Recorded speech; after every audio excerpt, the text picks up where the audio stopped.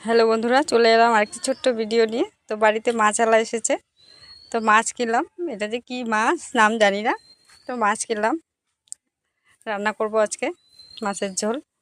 তো মাছটা কিনে নিলাম, কেটে দিল বাড়িতে। মাছ আলাটা কেটে কেটে টেটে দেয়, এই জন্য এর কাছে মাছ নিতে ভালো লাগে, একদম ফ্রেশ করে কেটে দেয়। তো বাড়িতেই আসে, রোজ আসে। তো আজকে মাছ নিলাম, মাছ নিয়ে রান্না করব, আলু দিয়ে ঝোল করব। আলুগুলো কেটে নিলাম, মাছগুলো ধুয়ে টুয়ে লবণ হলুদ মেখে নিলাম, নিয়ে এখন রান্না করব। এই গরমে ভীষণ গরম লাগছে রান্নাঘরে, রান্না করলে খালি টুপ টুপ করে জল পড়ে শরীর দিয়ে।